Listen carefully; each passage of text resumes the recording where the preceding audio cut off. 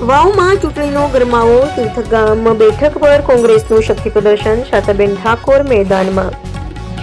વાવ તાલુકામાં સ્થાનિક સ્વરાજની ચૂંટણીને લઈને રાજકીય માહોલ ગરમાયો છે. ખાસ કરીને તીર્થગામ તાલુકા પંચાયત બેઠક પર કોંગ્રેસ અને ભાજપ વચ્ચે કડક ટક્કર જોવા મળી રહી છે. કોંગ્રેસ દ્વારા બેઠક પરથી મહિલા ઉમેદવાર શાતાબેન હિરજીભાઈ ઠાકોરને મેદાનમાં ઉતારતા ચૂંટણી પ્રચારને વેગ મળ્યો છે. તીર્થગામ વિસ્તારમાં આજે કોંગ્રેસ પક્ષ દ્વારા જોરદાર શક્તિ પ્રદર્શન કરવામાં આવ્યું હતું. પક્ષના ઝંડા અને સૂત્રોચ્ચાર વચ્ચે મોટી સંખ્યામાં કાર્યકરો અને સમર્થકો ઉપસ્થિત રહ્યા હતા.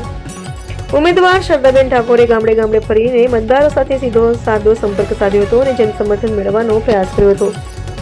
ચૂંટણી પ્રચાર દરમિયાન કોંગ્રેસ પક્ષે વિકાસના મુદ્દાઓને કેન્દ્રમાં રાખ્યા છે. ખાસ કરીને ગ્રામ્ય વિસ્તારોમાં પીવાના પાણીની સમસ્યા, ખરાબ હાલતમાં રહેલા રોડ રસ્તાઓ અને સરકારી યોજનાઓનો લાભ છેવાડાના લોકો સુધી પહોંચાડવા જેવા મુદ્દાઓને પ્રાથમિકતા આપવામાં આવી રહી છે.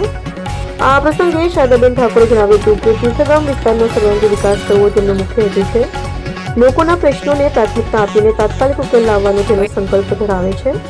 તેમણે વિશ્વાસ વ્યક્ત કર્યો કે આ વખતે જનતા વિકાસના મુદ્દે મત આપશે અને કોંગ્રેસને વિજય અપાવશે.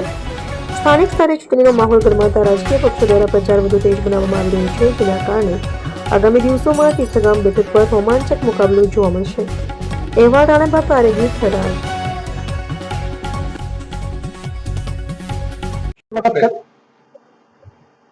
તીર્થગામ ડેંડાવા ગ્રામ સ્વરાજની ચૂંટણીમાં કોંગ્રેસ પાર્ટીએ અમારે કાચીજી શારદાબેન હિરજીભાઈ ઠાકોરને ટિકિટ આપી છે. અમે જ્યારે અઢારે આલમને સાથે લઈને ફરીશું. અમને લોકો ખૂબ આવકાર આપે છે.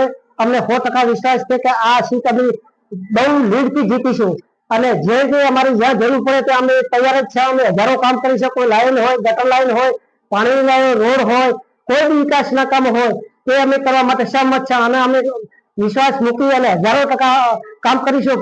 પબ્લિકનું હજારો ટકા અમે કામ કરીશું. અમારા ઉપર પૂરો પબ્લિકનો વિશ્વાસ છે અને અમને પબ્લિક પર વિશ્વાસ છે. એટલે આ જીત 100% કોંગ્રેસની છે, અમારી નહીં, કોંગ્રેસની છે.